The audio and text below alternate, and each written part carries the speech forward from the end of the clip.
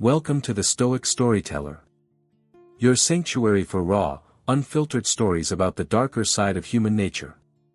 Here, we dive deep into the reality of life, the toxic relationships, the bitter betrayals, and the quiet, calculating art of absolute justice.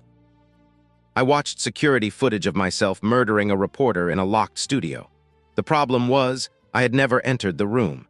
My founder offered to erase the evidence if I obeyed him. Instead, I made him prove his own confession was real.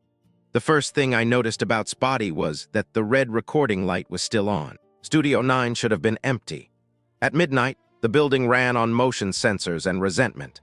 Most employees had gone home after the launch rehearsal, leaving only the night editors, security, and the executives who believed sleep was a weakness they could delegate. I was returning a headset when I saw light beneath the studio door. Inside, sat upright in the interview chair as if someone had posed her for a photograph. One wrist was tied to the armrest with black camera cable. Her other hand hung toward the floor.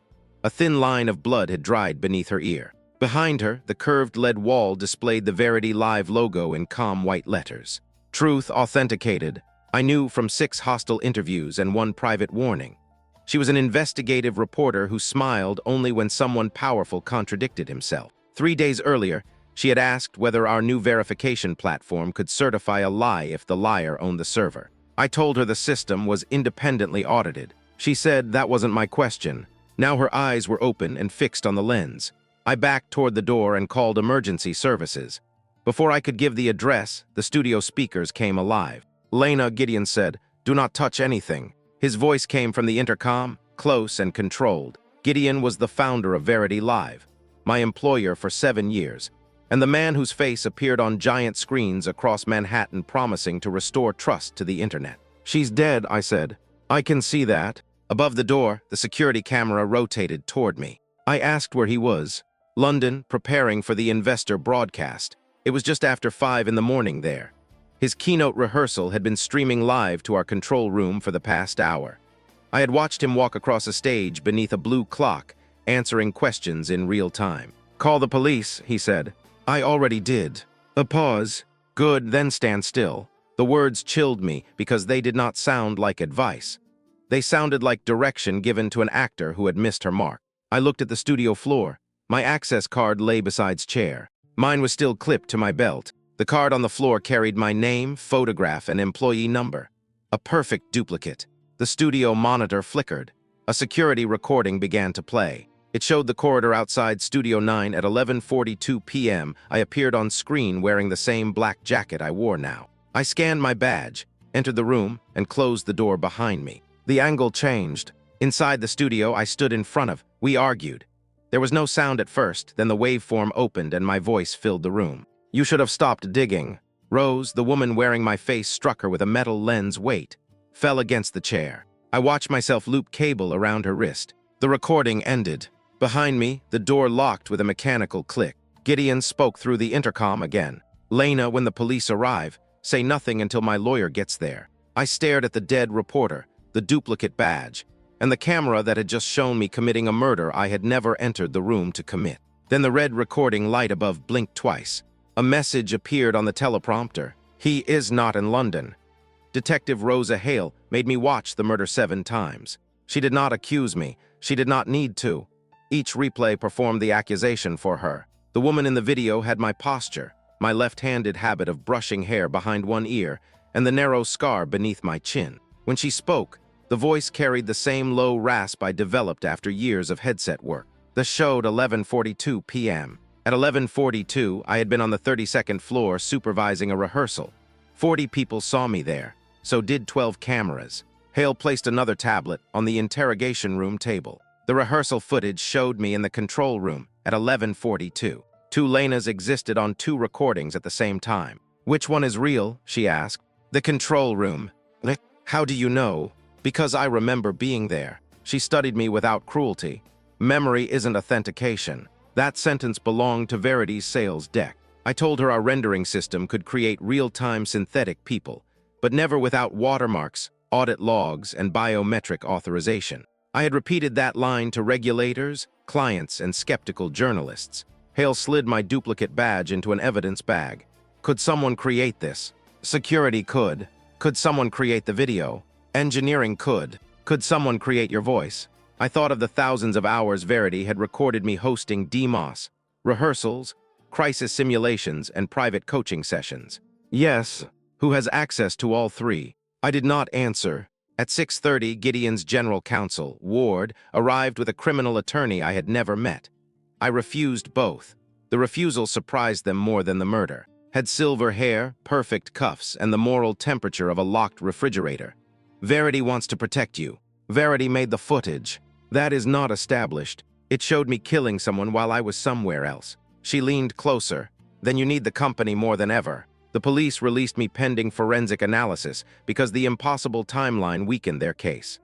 Outside, every news screen showed photograph beside mine. Anonymous sources had already told reporters that I was jealous, unstable, and obsessed with Gideon. The final word was useful. 7 years earlier, when Gideon hired me, he called our relationship a creative marriage. He texted after midnight, chose my clothes before interviews, and corrected the way I breathed on camera. He never touched me sexually. He did something harder to describe. He entered every decision until I could no longer tell whether ambition was mine or a room he had built around me. A black car waited at the curb. Gideon appeared on the rear screen when I entered. London glowed behind him through a hotel window. "You look exhausted," he said. "Are you in London?" He smiled as though I had asked whether gravity worked. "You watched me rehearse. Left a message saying you weren't there." For the first time, his face lost its softness. Then it returned. "Was a blackmailer. She planned to destroy Verity and blame you for helping her. I can make this disappear, Lena. The badge, the footage, the headlines, but you must stop improvising. What do you want me to say? That threatened you? That you went to Studio 9 and found her dead?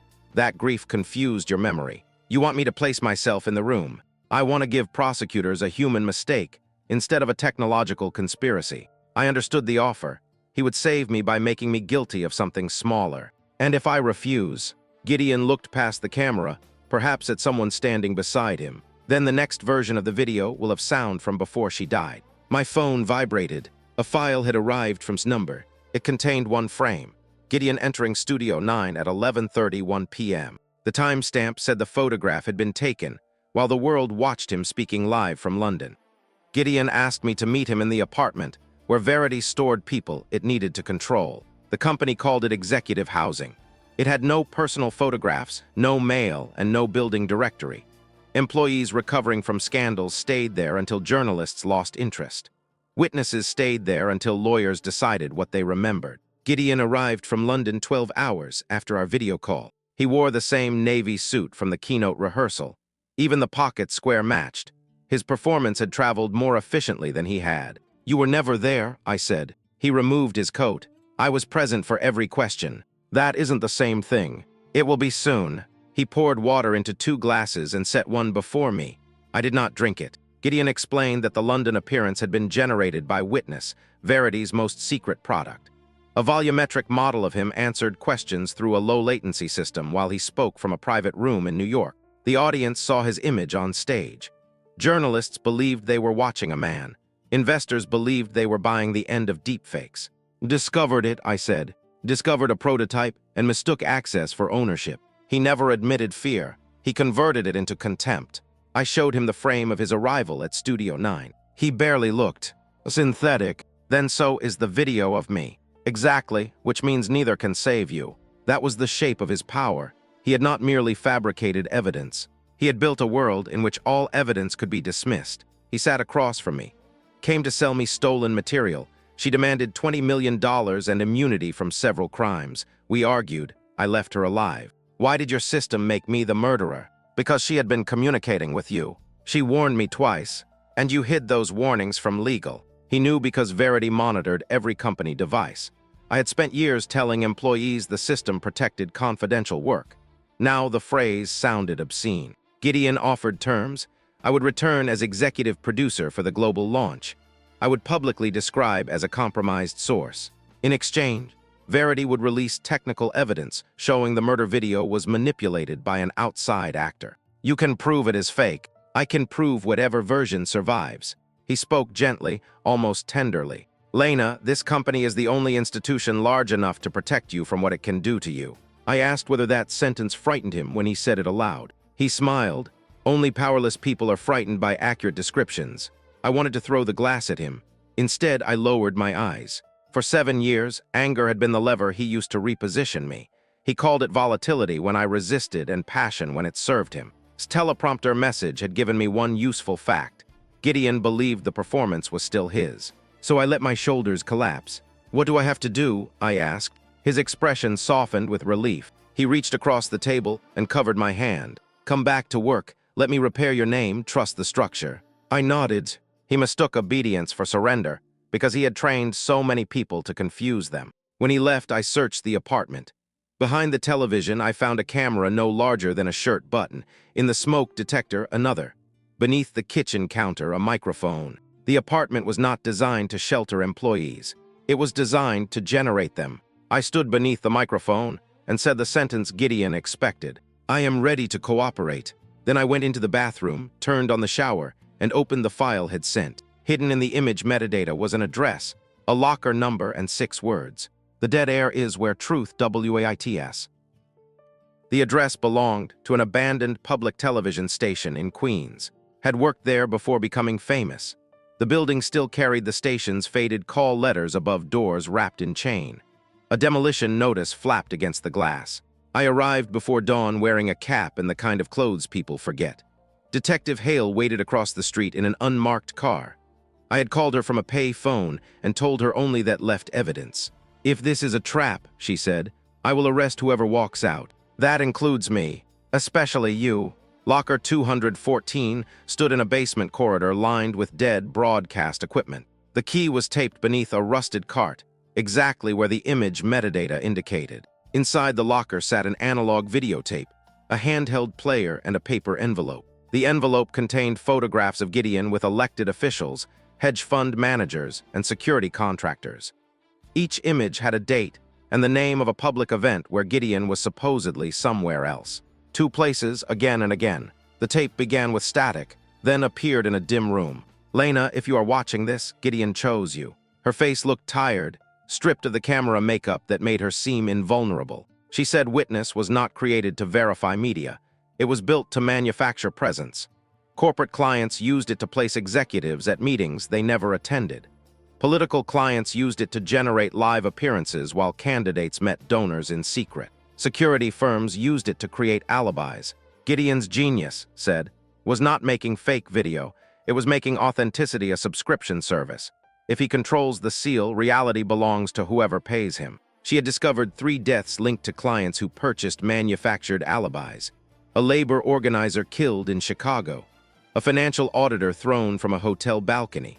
A clinical researcher found drowned in a bath. In each case, a Verity certified stream placed the suspected executive elsewhere. Named a source inside the company, senior editor. I knew. He corrected captions at 3 in the morning and remembered every lie executives forgot they had told. He had worked beside me for years without once asking for praise. Continued. Do not trust the first evidence I leave. Gideon expects a journalist to build a case. I built a broadcast. The tape cut to archival footage from Verity's earliest days. Gideon stood in a warehouse beside a younger woman I recognized as Doctor, our employee therapist. They discussed emotional capture, recording not only faces and voices but hesitation, fear, shame, and compliance patterns. My private therapy sessions flashed through my mind. After a producer died by suicide 4 years earlier, Gideon required executives to attend wellness counseling. I had told about my childhood, my panic attacks, and the way Gideon's approval felt like oxygen after he hit. This image returned. Your model is called Lena 7. It can predict what you will say under pressure. That is why he chose you. You are not only the suspect, you are the demonstration. The tape ended with a burst of color bars. Hale removed it from the player. Can this be authenticated? Not digitally. Then we need the woman who recorded it. She's dead. A floorboard creaked above us. Hale drew her weapon, stepped into the corridor with both hands raised. His face was bruised. One eye had swollen nearly shut. Told me you would come, he said. Then he looked at the tape in Hale's hand. She also told me not to let you watch the ending alone. He reached into his coat. Hale aimed at his chest, slowly removed a small transmitter. Its red light blinked. The tape just woke something inside Verity, he said. And now they know exactly where we are. The first men reached the building before finished speaking. They wore utility jackets and carried no visible weapons. Verity used contractors who looked harmless in public footage. Hale led us through the station's old scenery warehouse. Knew a service tunnel that opened behind a row of garages. We ran bent beneath pipes while footsteps spread through the building above. Outside, Hale pushed us into separate cars. Came with me. Drive anywhere with people, he said. I chose an all-night supermarket. We parked beneath a camera and sat among delivery trucks. Explained that the transmitter was not a tracker. It was a handshake device. Had hidden fragments of evidence inside old broadcast signals, storage systems, and syndicated clips. The tape activated the first fragment and sent a request to Verity's archive. She turned the company into her dead man's switch, he said. Why not send everything to police? Because Gideon owns doubt. A file appears, he calls it synthetic. A witness speaks, he releases footage of them lying. Wanted the evidence to emerge during a moment he could not control. The global launch was 6 days away. Verity planned to activate Origin Seal, a system marketed as proof that a live feed had not been altered. Every major network had agreed to test it during Gideon's keynote. The stream would reach viewers in North America, Europe, and Asia. Intended to hijack the launch, had helped her place code inside the broadcast package. He claimed he did not know how it unlocked. He knew only that it required 3 keys. My biometric model, Gideon's live authentication, and a phrase had not revealed. Why me? Because you control the show. I don't anymore. He just invited you back. Had known before I told him. I asked how. He looked at the supermarket windows. Because I wrote the statement he will ask you to read. The betrayal arrived without surprise. In companies like Verity, survival was a chain of people passing harm downward. Admitted that Gideon discovered his contact with 2 months earlier. Security threatened to release fabricated footage showing purchasing child abuse material. They showed him the video. His face, his apartment, his voice. He began feeding Gideon controlled information. Did you tell him would be in Studio 9? His silence answered. I opened the car door, grabbed my sleeve. I thought he would scare her. You gave him the room. I gave him a meeting time. She is dead in the difference. He let go. Hale returned with coffee and listened to his confession. She did not arrest him, not yet. She wanted access to the code and names of security contractors. At 9, I entered Verity headquarters through the front doors. Employees stopped speaking as I crossed the lobby. Some looked afraid of me. Others looked disappointed that I had not been arrested. Large screens played Gideon's London rehearsal on a loop. His synthetic smile filled the building. Ward met me at the elevators. Your office has been restored, she said. How generous. Your access is limited. All communications will be monitored for your protection. The elevator opened on the executive floor. My office had been cleaned too thoroughly. Personal photographs were gone. A new computer waited on the desk. A camera glowed above the monitor. Gideon called within seconds. Welcome home, he said. On my screen, a script appeared for the press conference. It described as extortionate, as unstable, and me as a traumatized witness recovering from manipulated memories. At the bottom was a private note. Read this well, and I will delete the version where you enjoy killing her. I looked directly into the office camera. Then I smiled. Send me the rehearsal schedule, I said. We should make it believable. Returned to Verity through the loading dock wearing a maintenance uniform and carrying enough guilt to make him careless. He had this code onto an old caption server. To reach it, we needed the building to believe he was still in police custody. Hale arranged a false transport record while I scheduled a technical rehearsal that pulled security away from the lower floors. At 2 in the morning, entered the edit bay. I watched from the control room as he connected the transmitter. Lines of dormant code unfolded across the screen, hidden between subtitle files from thousands of archived broadcasts. Had written instructions as captions no viewer would ever see. Key 1 requires Lena 7. Key 2 requires the founder's origin seal. Key 3 is held by the witness who lied first. Whispered, that's me. A prompt requested his confession. Not a password, a confession. He sat before the microphone and described everything.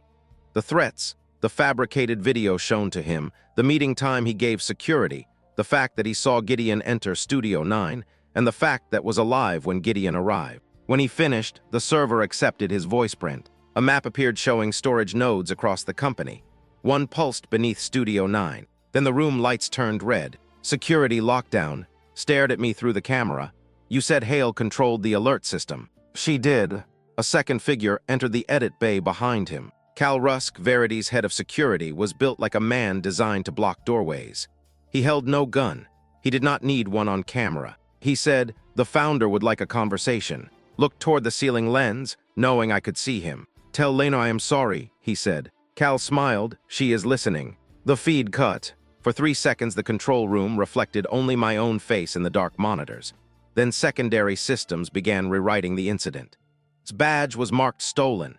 His employment file populated with disciplinary warnings I had never seen. A therapist's note appeared describing paranoid fantasies and resentment toward. The documents were too complete to have been created after his capture. Gideon had prepared spyography long before deciding whether to use it. I searched the last cached frame from the edit bay. His right hand rested against the desk, 2 fingers extended and 1 curled. It was an old signal for Channel 3. On audio Channel 3, beneath the room tone, he had whispered a storage address and 1 word, bridge. He knew where they would take him, or where they wanted us to believe they had. I called Hale, then Gideon. He answered from a dark room, his face lit by 1 monitor. "Where is? You should not be associating with a man who framed you. He framed me because you threatened him." Gideon's expression suggested disappointment, the weapon he used most often. "You are becoming emotional again." I let my voice shake. "Please don't hurt him.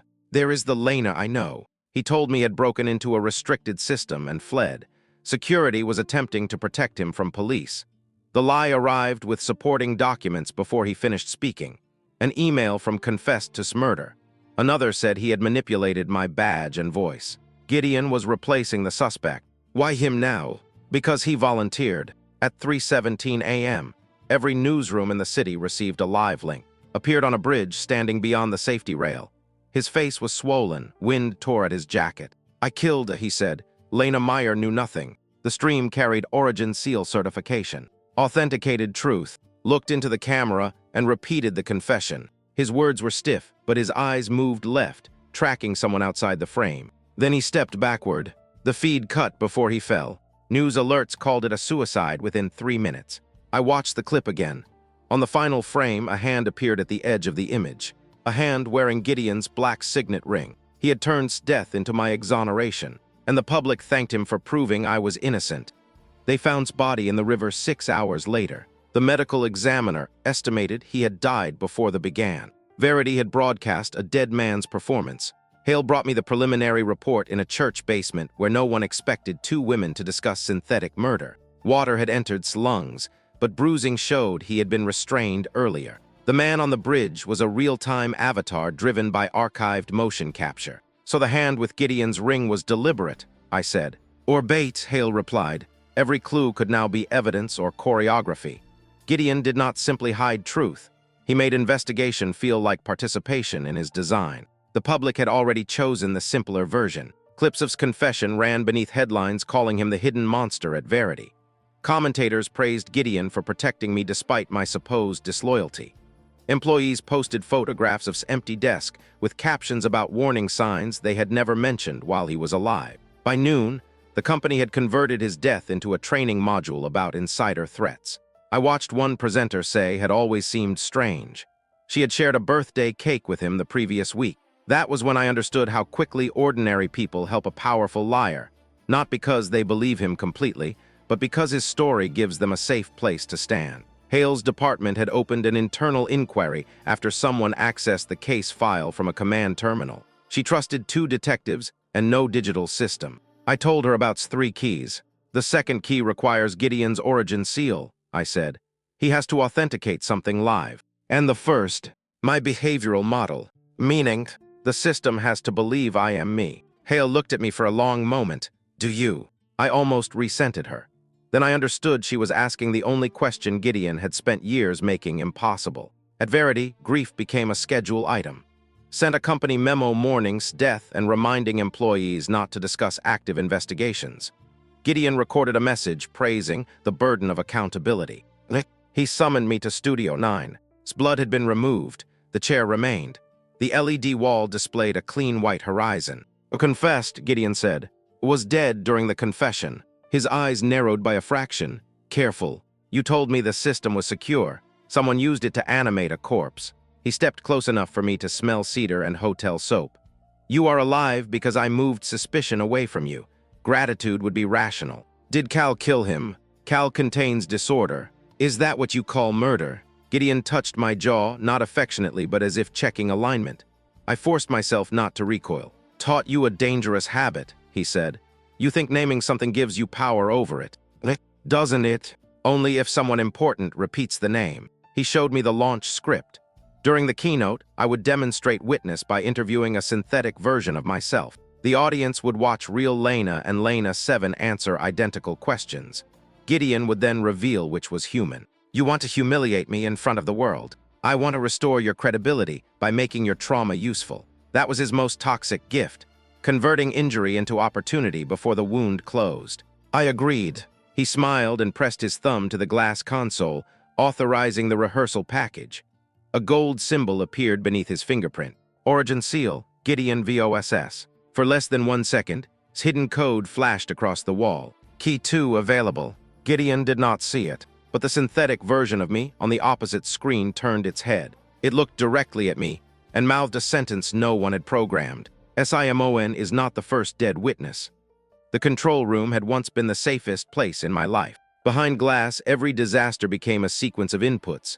Camera, microphone, graphics, timing.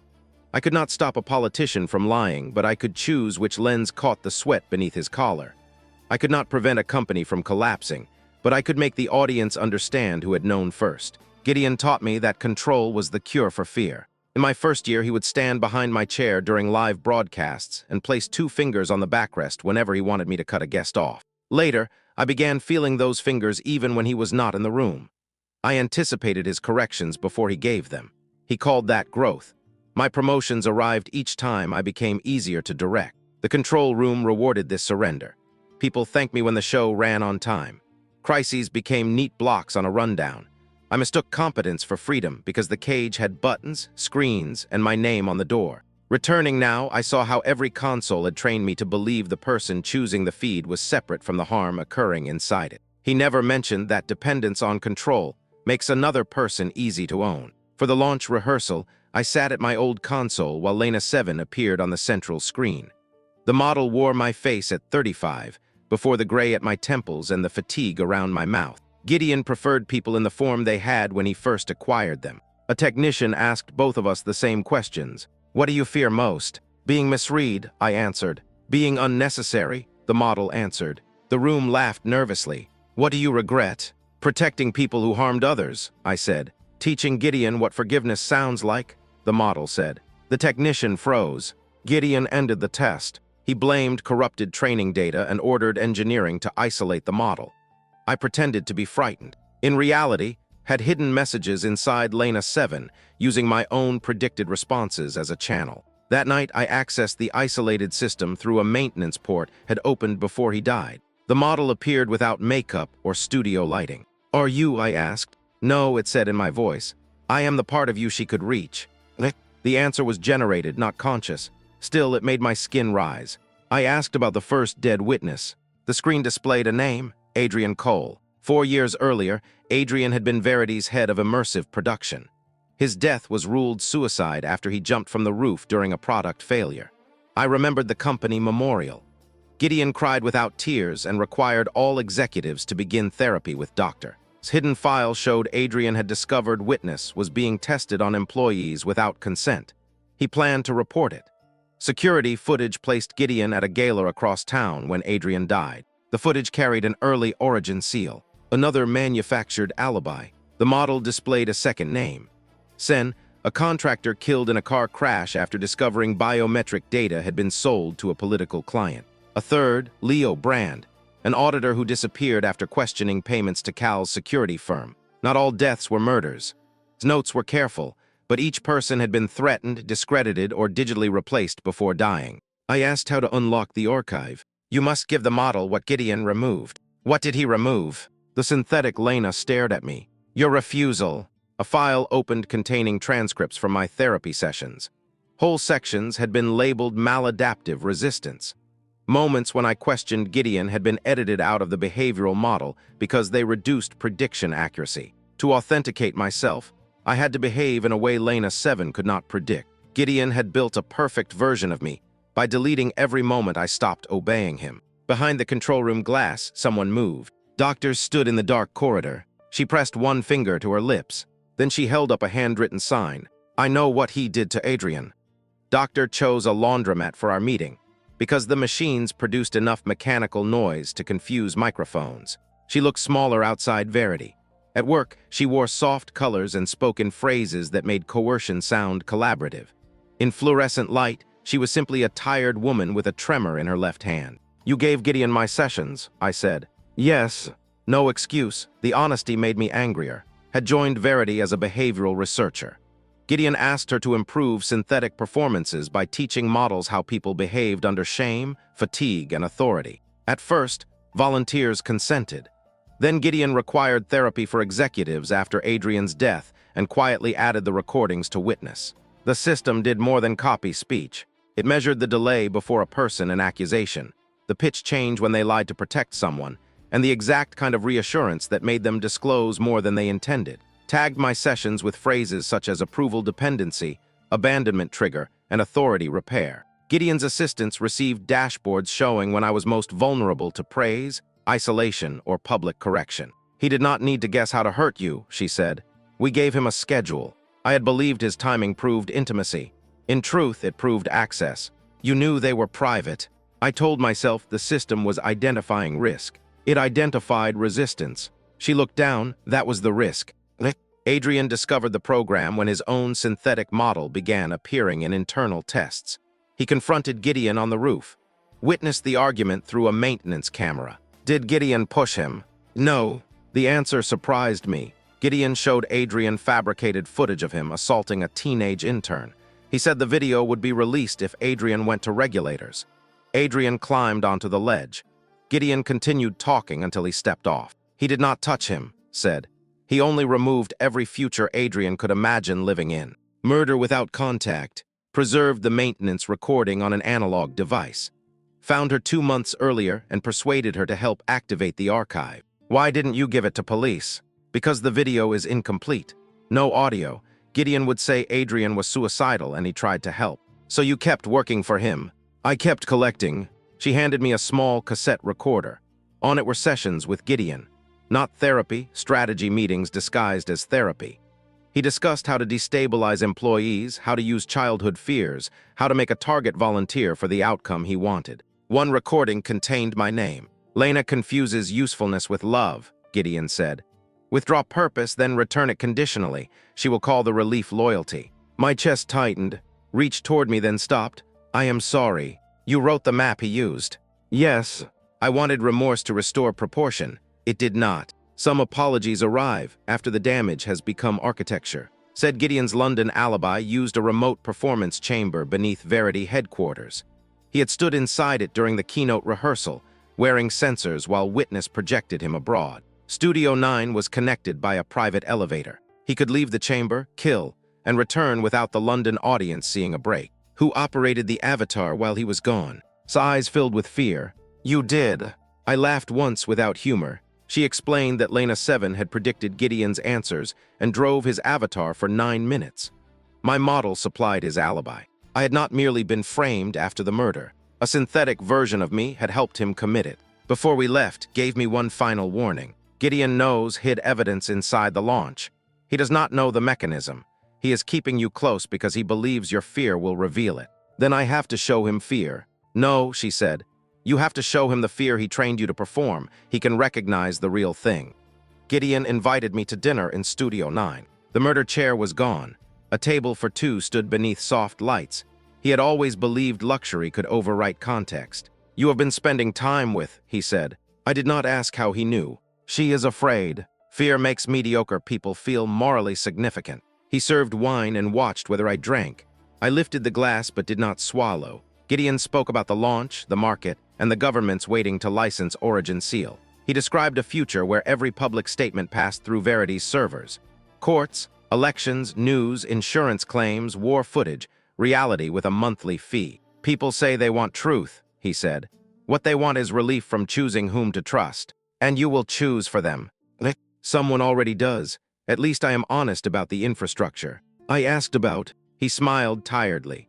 You are still trapped in the small story, a dead reporter, a cruel founder, an innocent employee. Those roles comfort audiences because they make systems look accidental. Did you kill her? Would an answer change what you can prove? It would change me. That interested him. He leaned forward. No, it would give you permission to become what you already want to be. He described 2 alibis from the night of his death. London viewers saw him on stage. New York access logs placed him in the remote chamber. Both were authentic according to Verity. The company had certified 2 incompatible realities. To demonstrate, he opened a split screen. On one side, his London avatar laughed at a journalist's joke. On the other, thermal footage showed a human figure leaving the chamber beneath Studio 9. The system labeled both verified. Gideon seemed proud of the contradiction. He said the future would not eliminate uncertainty, it would centralize permission to resolve it. A court does not need to know where I was, he said. It needs to know which record is authorized. For the first time, I saw the murder not as a secret hidden inside his company, but as a sales demonstration. His death proved his product could create innocence. My prosecution would prove it could create guilt. That is not an alibi, I said. It is proof the seal is meaningless. Only if the public understands the architecture, before fear makes them purchase it. He raised his glass. Which is why you will help me explain this attack on our system. I asked what would happen to. She will take leave. Gideon's eyes hardened, made a choice. After Cal drowned him, a long silence. Then Gideon laughed softly. That is what wanted you to believe. He showed me a file on his phone, alive in a warehouse speaking with Hale. The timestamp was from 1 hour earlier. My pulse jumped. The body was not, Gideon said. The dental records were altered. The medical examiner saw what Hale arranged for him to see. Your detective is building her own performance. I did not know whether the video was real. That was the point. Gideon touched the rim of my glass. You keep looking for a clean ally. There are none. There are only people with different budgets. My phone vibrated in my pocket. A message from Hale contained 1 sentence. Do not react. Simon is dead. He is showing you a model. I kept my face still. Gideon watched me. Who just contacted you? No one. He smiled. Across the studio, the LED wall came alive. It displayed a live image of Hale entering her apartment. A man waited inside. Cal Rusk closed the door behind her. Gideon lifted his glass. Now, he said, let us find out which of your loyalties is real. I did not call Hale. Every response Gideon expected had been modeled. If I reached for my phone, Cal would know. If I attacked Gideon, security would record the breakdown. If I begged, he would enjoy the confirmation. So I asked for dessert. For 1 second, Gideon looked confused. That second saved Hale. The security feed on the wall glitched. Lena 7 had interpreted my refusal as an authentication event. His code opened a maintenance channel and replaced Hale's apartment feed with a loop. The real Hale had entered through the basement and found Cal's listening device before he arrived. The man on screen was synthetic, built from old surveillance footage. Gideon stared at the image. What did you do? Ordered dessert. The studio door locked. His phone began receiving alerts. He left without touching me. On the teleprompter, his next message appeared. Funeral file, Queen's Chapel Locker B. Had planned her own memorial before she died. The chapel sat between a pharmacy and a closed cinema. Locker B contained a black dress, a list of invited journalists, and a sealed letter addressed to me. She wrote that she had expected Gideon to kill her once he learned she possessed the origin architecture. She had also expected him to choose a woman inside Verity as the suspect. He preferred to weaponize existing stereotypes. Jealous assistant, unstable executive, obsessed colleague. Had chosen me because I was visible enough to attract attention and compromised enough to be believable. The admission cut deeper than I expected. She had used me too. Her letter continued. I am sorry, but apology is not innocence. I recorded people without consent. I purchased stolen therapy files. I threatened sources who tried to withdraw. I became fluent in Gideon's methods because I believed the difference was purpose. If I survive, I will answer for that. If I die, do not turn me into a saint. Saints are another kind of edited footage. The funeral would be streamed through Verity's public network because Gideon had offered corporate support, hoping to control the narrative. Had embedded one archive fragment in the memorial package. Her guest list was also a weapon. She had invited regulators who distrusted one another, reporters from competing outlets, former employees, families connected to the manufactured alibis, and 3 clients who believed their contracts remained secret. No single institution could suppress the same revelation without exposing itself to the others. Even the seating chart separated people likely to coordinate their lies. A handwritten note beside my name read, "Put Lena where Gideon can see her refuse him." Had studied his need for visible obedience as carefully as he had studied mine. She understood that he would attend not because he respected the dead, but because he could not tolerate a ceremony where someone else controlled the camera. To unlock it, someone had to play the unedited recording of her final interview with Gideon. The recording was not in the locker. A man entered the chapel behind me. Owen Shaw's editor had spent the week telling television audiences she was fearless and ethical.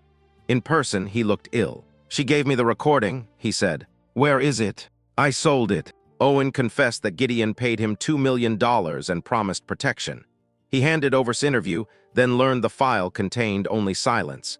Had anticipated his betrayal. "She told me I would lie first," he said. "I thought she meant." She 3. The witness who lied first was Owen, not. Had designed multiple false paths, so Gideon could not know which confession unlocked the archive. Owen agreed to confess during the funeral stream. He wanted immunity. Hale wanted him alive long enough to testify. I wanted to know whether remorse was real or merely fear with better timing. As we left, the chapel screens activated by themselves. Appeared in pre-recorded footage, standing in Studio 9. "Gideon," she said, looking directly into the lens. "If you are watching this, you still do not know when I died." The video showed a clock behind her. The time was 12:08 a.m., 26 minutes after the security footage showed me killing her. The clock changed the murder. Had been alive after my synthetic double struck her. The video in Studio 9 showed a staged assault, not the killing. Someone had recorded wounded but conscious, then kept her in the room while Gideon built the rest of the scene. Hale obtained a revised autopsy. The fatal injury came from pressure to the neck, not the blow behind the ear. Time of death fell between 12:10 and 12:30. At 12:14, Gideon's London avatar answered a question about regulation. At 12:16, building sensors recorded a power dip beneath the launch stage. Identified the location.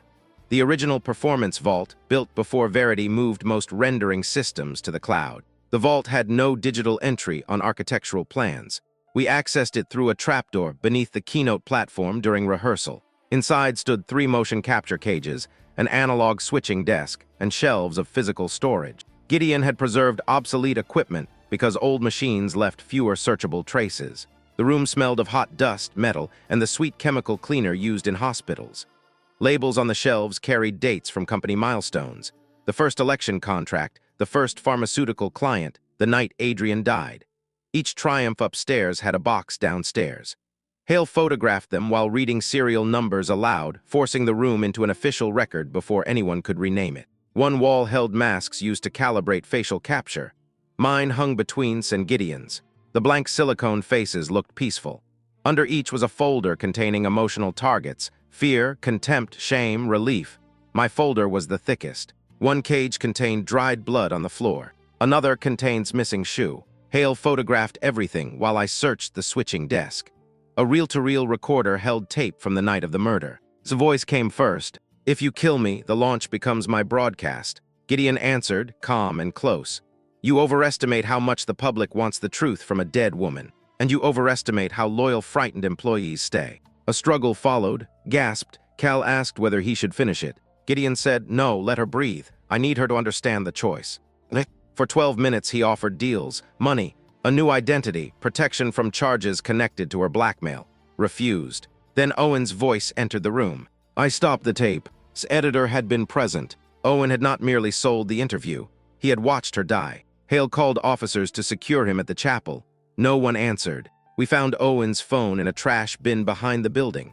His car remained parked across the street. Gideon had collected the 3rd key. The tape continued. Owen begged to accept the deal. He said Gideon could erase them both, called him a coward. Owen grabbed her. Cal restrained her shoulders. Gideon spoke the final instruction. Hold the camera on her face. The model needs the fear. Choked while they recorded her. No single hand alone killed her. Cal held her. Owen pressed the cable. Gideon directed the image. At the end, Gideon said, "Now build Lena." The tape was an analog confession, but his lawyers would attack the chain of custody. He could claim the voices were generated. The machine that made evidence untrustworthy protected him from evidence. Then I noticed a 4th microphone above the vault. It was connected to Origin Seal hardware, had authenticated the murder as it happened. The seal file should have existed somewhere on the launch network. A speaker crackled. Owen's terrified voice filled the vault. "Lena, he has me." Gideon followed. "Bring me the tape, or the third key dies before it speaks." Gideon chose the old broadcast tower on island for the exchange. Before leaving, Hale made me change every piece of clothing and sealed my phone in an evidence pouch. We carried no smart devices, only 2 analog recorders with different tape stock and a disposable camera whose film had been signed across the canister. She said redundancy was no longer enough. We needed evidence created by systems that could fail in different ways.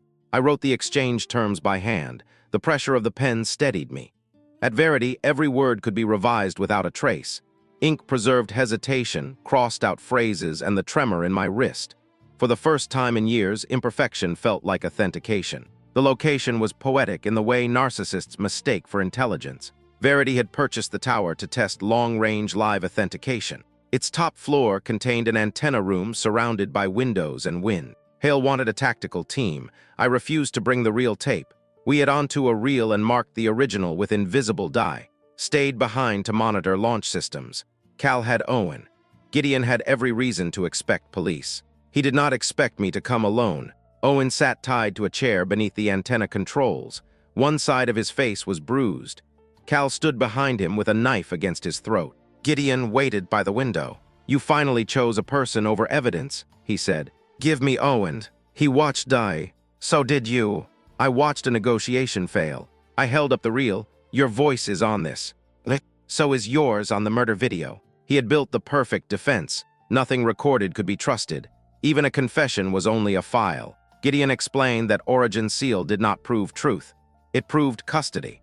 The person controlling the authentication key controlled which version entered history. "That is what never understood," he said. "Facts are plentiful, authority is scarce." Owen began to cry. "I will testify." Gideon looked almost amused. "You already sold one truth. A jury will price the next." I offered the reel. Cal released Owen and stepped forward. At that moment, Hale's team moved from the stairwell. The lights died. When emergency power returned, Gideon was gone. Cal lay unconscious near the console. Owen stood beside him holding the knife. Hale aimed at Owen. He dropped it. The reel had disappeared. A helicopter lifted from the roof. Gideon called my phone from the air. "The launch proceeds tomorrow," he said. "You will host it." "Why would I?" "Because Owen has just confessed to murder on 3 cameras. Because Cal's blood is on his hands. Because your detective violated a dozen warrants. Because has been reported for trafficking patient data." He had prepared every counterstory before the exchange. "And because," he continued, "the original tape was never in your possession." My stomach tightened. Back at Verity, the evidence vault had been breached. The real reel was gone, was missing. Archive nodes began deleting themselves. Gideon had used the exchange to pull police, me, and Hale away from the building. Only one copy of the confession remained. The memory inside Lena 7, which had processed the audio while I reviewed it. A synthetic model of me remembered Gideon's real voice. But any recording it generated could be called fake. Hale looked at the blank server map. "We need him to confess again. He will never repeat it." Owen sat on the floor, shaking. "He will," he whispered. "If he believes the audience already knows, Gideon cannot tolerate someone else owning the final version." I understood. We did not need to secretly record a confession. We needed to make Gideon correct the story live. At 9 the next morning, I held a press conference and destroyed myself. I admitted that grief, exhaustion, and professional jealousy had distorted my memory. I apologized to Gideon, Verity, and its audience. I said acted alone. I described Owen as a desperate accomplice. I called Detective Hale's investigation reckless. Every sentence had been written by Gideon. He had included details designed to survive as search results. The medication I once took, an argument within a hallway, a private message where I called Gideon brilliant. None proved murder. Together, they created a woman audiences already knew how to punish. While I spoke, producers placed photographs of my worst facial expressions on screen. They slowed one clip so my blink looked evasive. The cruelty was not that strangers believed it. The cruelty was that former employees began sending supportive notes that repeated Gideon's language. They said they hoped I found stability. They thanked him for showing compassion. His story entered their kindness and came back disguised as care. I read them beautifully. The public reaction was immediate. Commentators praised my accountability. Former colleagues described me as brave. Strangers sent messages saying they had always known I was unstable. Gideon stood off stage, watching his version enter the world through my mouth. Afterward, he embraced me before the cameras. "You are free now," he whispered. I had never felt more erased. That was the point. His first key required Lena 7 to encounter a refusal it could not predict. My public surrender was the most obedient act Gideon could imagine. Privately, I used the broadcast control to route one unapproved signal into the model. The raw sound of my heartbeat during the statement. The model predicted calm compliance. My body recorded rage. Key 1 opened. A hidden directory appeared beneath my name. It contained every discarded version of me. Moments I challenged Gideon, refused scripts, protected junior employees, and told I wanted to leave. The company had removed those memories to make the model useful. Preserved them. To authenticate myself, I did not need to invent a new identity. I needed the pieces Gideon deleted. The archive also contains location. She had not been abducted. She had entered witness voluntarily, uploading her own voice and biometric key before security found her. Gideon locked her in the remote chamber beneath the stage. Hale and Owen accessed the chamber through the utility tunnel. I remained upstairs rehearsing with Gideon. On stage, a synthetic appeared beside him for a demonstration. The audience would watch him interview a digital reconstruction of the woman whose murder his company had supposedly solved. "This is obscene," I said. "This is closure," he replied. The avatar smiled with its mouth. "Truth survives us," it said. Gideon had turned his victim into a product endorsement. During rehearsal, I changed one line in the avatar's script. Asked, "Where were you at 12:18? Gideon froze. Technicians looked up. He recovered quickly. "The model is drawing from corrupted source material." Asked again, "Where were you when Owen tightened the cable?" Gideon struck the emergency stop. The avatar vanished. He dragged me backstage by the arm. His fingers finally hurt me openly. "What did you load?" "A question. Who else has it?" "Everyone tomorrow, unless you cancel." His face moved close to mine. "You think a crowd protects you? Crowds only make disposal expensive." I let him see fear, not the performed fear warned about, the real fear that lived beneath my ribs. He smiled because he recognized it. Then he released me and ordered the launch to proceed. For the first time, I understood's plan. She had not built a trap Gideon would accidentally enter. She built a stage he would choose over safety, because he could not survive losing an audience. Launch day began with metal detectors, bomb dogs, and a breakfast sponsored by a bank under investigation for fraud. More than 800 investors, journalists, regulators, and clients entered Verity headquarters. The broadcast was scheduled for London, New York, Singapore, and every network testing Origin seal. Sponsor walls promised clarity, safety, and trust. Guests posed in front of them while security scanned their faces into a system none had read the consent form for. Waiters carried drinks named after certainty, the consensus, the clean record.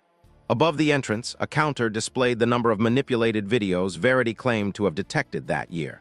It did not display the number the company had created. Employees moved through the crowd with practiced smiles. Several avoided my eyes. One young producer pressed a folded note into my hand as she adjusted my microphone. It contained 4 words: "We saved our copies." Gideon moved through the building like a monarch, inspecting a country he had already sold. Hale's team entered as technical contractors. Owen wore a camera operator's vest, remained hidden in the remote chamber, connected to witness through a medical sensor rig. Her biometric key could recover the archived murder seal if Gideon authenticated the system. Cal had disappeared after the tower exchange. We assumed he was inside. At noon, the final rehearsal began. I stood at the main desk opposite Lena 7. Gideon explained to the empty auditorium that viewers would learn to distinguish human presence from synthetic performance. He asked the model what made truth trustworthy. "Power," it said. That was not the approved answer. Gideon looked toward me. I shrugged. "Corrupted source material." The model continued. "A lie becomes infrastructure when enough people must use it to survive." Gideon ordered the system reset. Technicians rebooted witness.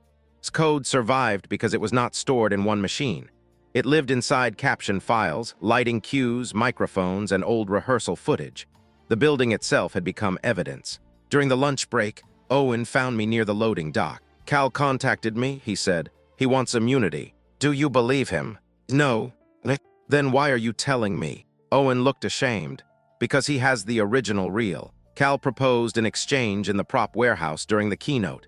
He would trade the tape and testimony for a route out of the building. It sounded like another trap. We needed the real, but the broadcast mattered more. I told Owen not to go. He nodded too quickly. At 3, Hale discovered his camera vest abandoned in a stairwell. On a security monitor, Owen entered the prop warehouse alone. Cal stepped from behind a set wall and struck him. Hale moved toward the warehouse. Gideon's security locked every internal door. The countdown clock began at 60 minutes. A message appeared on my console. Host the launch or OWEN dies on camera. Gideon stood on stage rehearsing applause cues. He looked at me and smiled. He had divided the rescue from the exposure, knowing I would have to choose. Then Lena 7 opened a private text window. Mara expected a hostage. A floor plan appeared.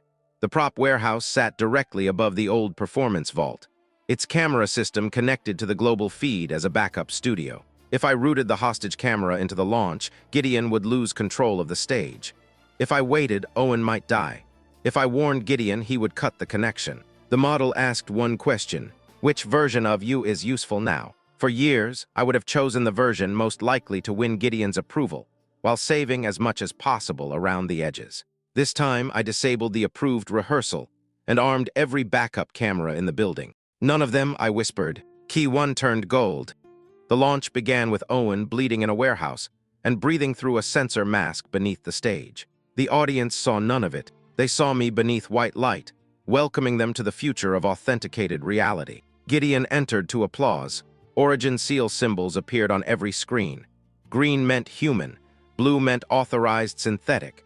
The distinction was the center of his business model, and the weakness had built her trap around. I introduced Lena 7. My avatar appeared beside me, dressed in the same black suit. Viewers were invited to decide which Lena was real. Gideon asked us identical questions. The model answered with my old obedience. I answered with the parts he deleted. Do you trust Verity? He asked. Yes, the avatar said. No, I said.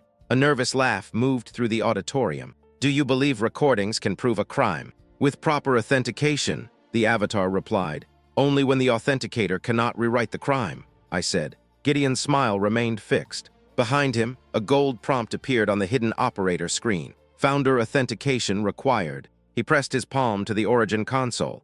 His biometric seal opened key 2. The stage floor vibrated. Beneath us, chamber connected to the archive. Lena 7 changed. Its posture became. The face remained mine, but the expression belonged to the reporter. Chin slightly lifted, eyes narrowed before a difficult question. Gideon, it said, where were you at 12:18? The audience went still. In the first rows, investors glanced toward the exits before they looked at Gideon. Journalists raised phones despite instructions to keep devices dark. A regulator from London removed her translation earpiece and leaned forward. The room's attention changed texture. Minutes earlier, they had been customers waiting to admire a product. Now they were witnesses deciding whether participation made them vulnerable. Gideon understood audiences better than anyone. He knew shock could harden into skepticism if he supplied an enemy quickly enough. His eyes moved from me to signal, then to the cameras, calculating which person he could sacrifice to preserve the system. I watched him choose me again. He laughed. This is a live demonstration of adversarial corruption. The avatar played the London keynote from the night of death. Beside it, building sensors showed Gideon leaving the remote chamber at 11:29 and returning at 12:24. He called the data fabricated. The avatar displayed the 2 Origin seals, both authorized by his biometrics. You certified yourself in London and New York, I said. Which Gideon was real? He turned toward me. End the segment. I did not. In the prop warehouse feed, Cal held Owen against a wall. Hale's team approached through the lower corridor. I routed the image to a private monitor, not yet public. Gideon reached for the emergency control. The console rejected him. Founder authentication active. Session cannot be interrupted. Had designed the lock, so his own seal trapped him inside the broadcast. The avatar played confessions, recordings, and the maintenance footage from Adrian's death. Each file carried a different chain of custody. Gideon dismissed each one as synthetic. The audience began shouting questions. He raised both hands. This is precisely why Verity exists. Anyone can manufacture a convincing accusation. He was taking control again. If every file could be fake, the man selling authentication remained necessary. Then the avatar spoke in live voice. I am inside the chamber beneath this stage. Gideon used my therapy sessions to train coercion models. I will testify under oath. Green seal. Human. Gideon looked down at the floor. For the first time, he understood that the witness inside the avatar was alive. Gideon ordered the building powered down. Every screen went black. Darkness removed the hierarchy the stage had created. Investors stumbled into employees. Security guards shouted over executives. Somewhere, glass shattered and people began filming with phones that captured almost nothing except breathing and fear. Gideon had spent years designing perfect images of control. Without light, he became only a voice moving too quickly through a crowd. The emergency system announced that everyone should remain calm. It used my synthetic voice. Hearing myself instruct hundreds of trapped people made nausea rise in my throat. Even during collapse, Verity borrowed me to sound trustworthy. The auditorium filled with screams, phone lights, and the sound of security doors locking. The global feed dropped to a slate reading technical interruption, but had expected darkness. Old analog transmitters hidden in the building began sending audio through emergency radio frequencies. Car stereos, newsroom scanners, and portable receivers picked up the stage microphones. Viewers lost the image but kept the voices. Gideon did not know. In the dark, he grabbed my arm and pulled me backstage. "You have no idea what you released," he said. "People heard enough. People heard noise. I will give them the explanation." Cal appeared at the corridor entrance with Owen in front of him. Blood ran from Owen's scalp. He held the original reel against his chest. Hale shouted from behind the locked fire door. Gideon told Cal to take us to the performance vault. We descended beneath the stage, while the audience remained trapped above. Emergency lights painted the corridor red. Inside the vault was strapped into the sensor cage. Cal pushed Owen beside her. Gideon locked the door and activated the isolated witness console. "The public stream is dead," he said. "Now we decide what survives." He ordered to revoke her testimony. She refused. Cal raised his weapon. Gideon did not threaten her life. He displayed synthetic footage of abusing patients, accepting bribes, and laughing about Adrian's death. "This becomes your biography," he said. "Your real testimony will look like revenge from a disgraced criminal." Began to shake. I recognized the method. Remove every future except obedience. "He did this to Adrian," I said. "Be quiet. He did it to me. He will do it to you, Cal, as soon as he needs one person to blame." Cal's eyes moved toward Gideon. Gideon saw it. "She is producing you." "So are you," Cal said. For 1 second, power shifted. Owen lunged for the reel. Cal fired. The shot struck a server rack, showering sparks. The vault lights failed. In darkness, screamed. Someone hit me. I fell against the analog switching desk and felt the reel beneath my hand. A backup transmitter clicked on. The radio feed had followed us into the vault through an open microphone in my jacket. Every word was still broadcasting. Gideon did not know. He spoke into the darkness, with no audience visible to restrain him. "Cal, finish Owen," then put the weapon in Lena's hand. The sentence traveled through emergency frequencies across the city. Cal stopped breathing for a moment. Then he said, "You said no more bodies." Gideon answered, "Bodies are not the problem, uncontrolled stories are." Above us, the auditorium speakers came back to life. His words echoed through the building. Emergency power restored one screen in the vault. The Origin console waited for biometric confirmation. Gideon saw the open microphone clipped beneath my collar. His face changed, not panic, but calculation at a speed that looked almost peaceful. "Audio can be fabricated," he said loudly. Now performing for the audience he understood had returned. He stepped away from Cal and raised his hands. "Lena has hijacked witness. Everything you heard may be synthetic." It was the defense we knew he would use. Hale's team forced open the outer corridor. Gideon sealed the inner vault and initiated a purge. Archive nodes began disappearing from the screen. Said the murder seal would be erased in 90 seconds. To stop it, the founder had to authenticate the session. Gideon would never do that voluntarily, so I told him the archive had already opened under his name. "You are lying," he said. "Check the console." The screen displayed a forged prompt created by Lena 7. "Origin seal compromised. Gideon VOSS. Authenticate to revoke all public keys."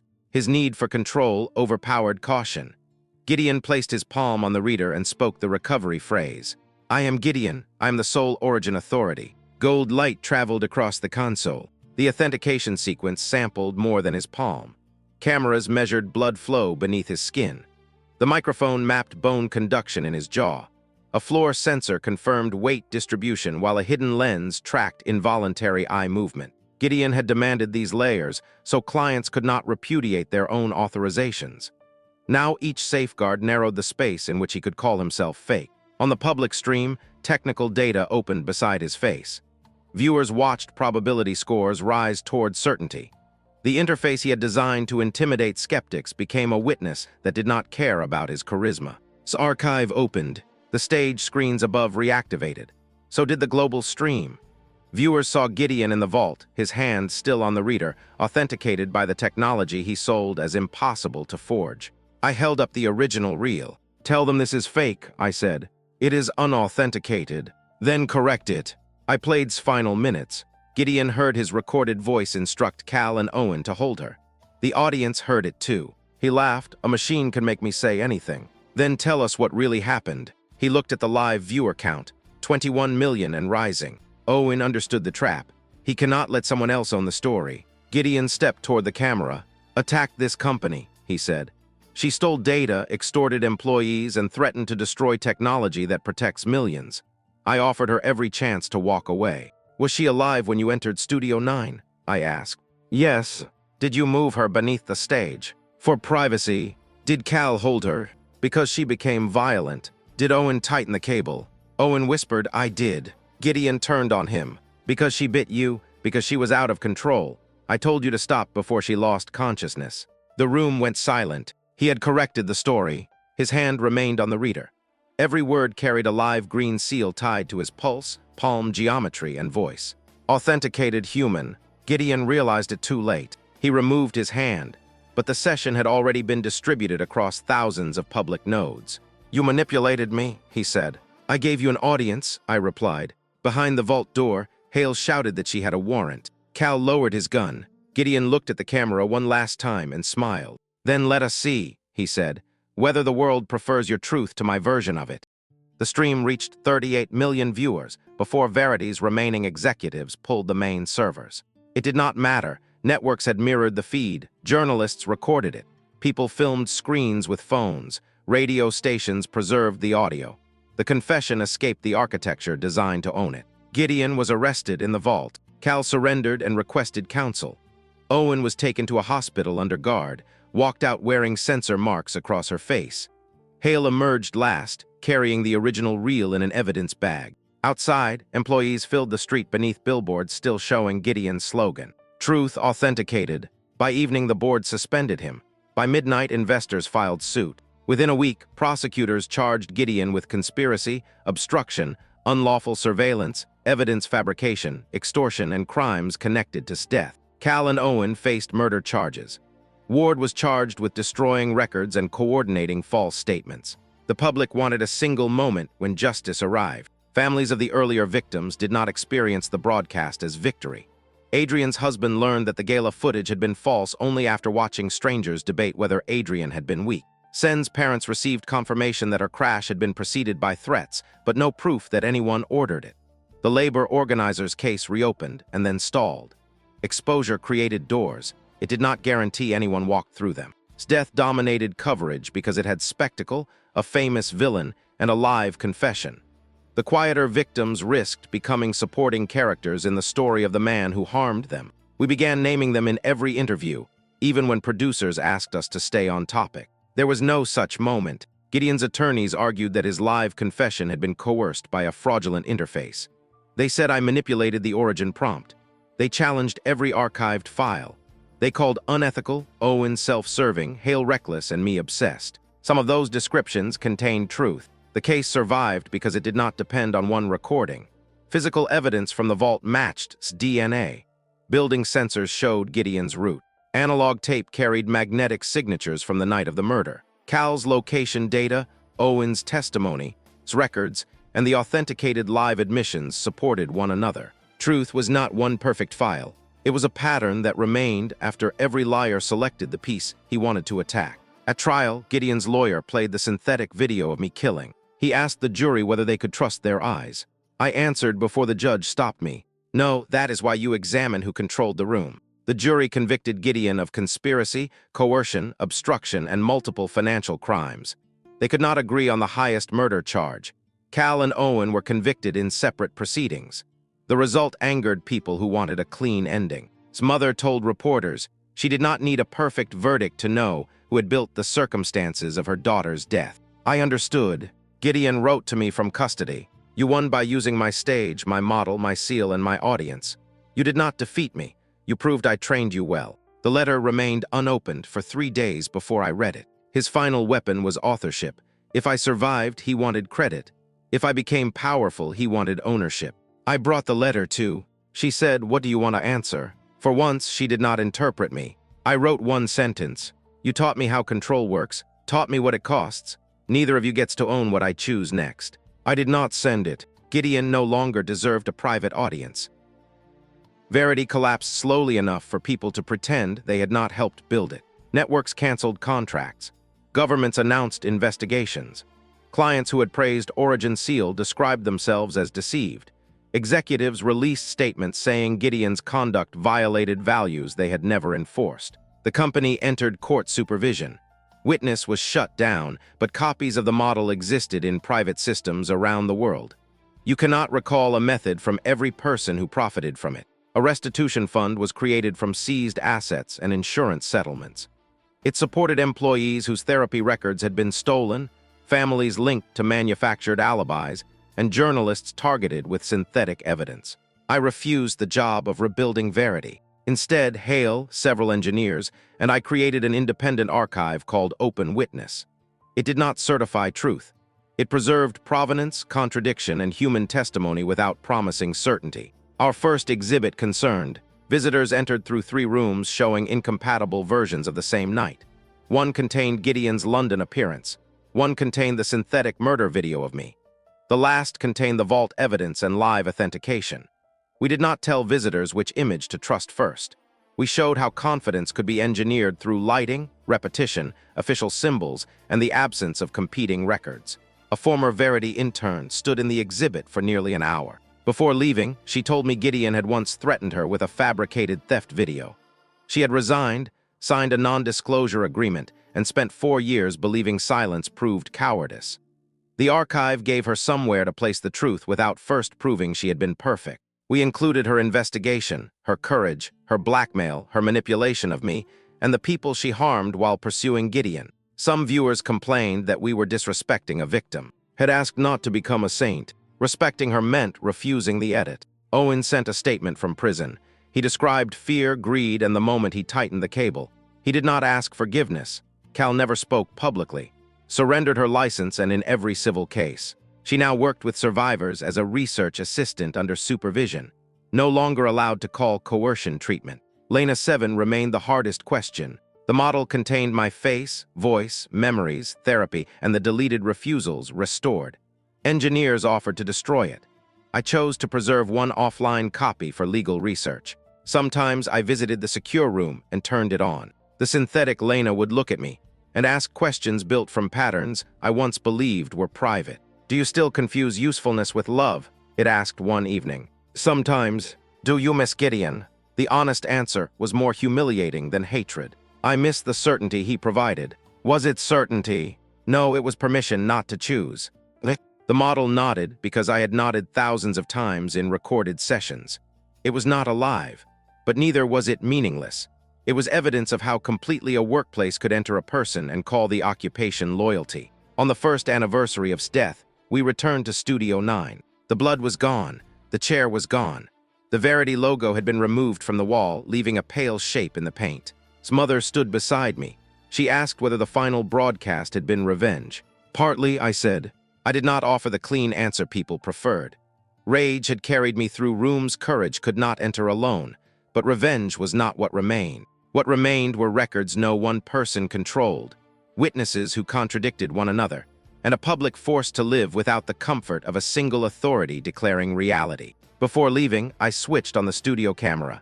The red light appeared. For years, that light meant someone else could use my face, my fear, or my silence. Now it meant only that a record had begun. I looked into the lens. "This account is incomplete," I said. "Every honest account is. Check the evidence, check who holds the keys, check what the story asks you to ignore." Then I turned off the camera myself. No logo replaced me. No founder corrected the ending. And for the first time in years, the truth belonged to no one powerful enough to own it. You fed me lies with poison lips. I bled from every sinking ship, but now I rise with sharpened grace. You'll see the venom in my face. You broke my wings, I grew my claws. Now hear the wrath behind my cause. I've got a venom heart, tearing your world apart. You built your throne on hollow truth. Now feel the fire of my youth. No more tears, no more regret. I'm the storm you won't forget.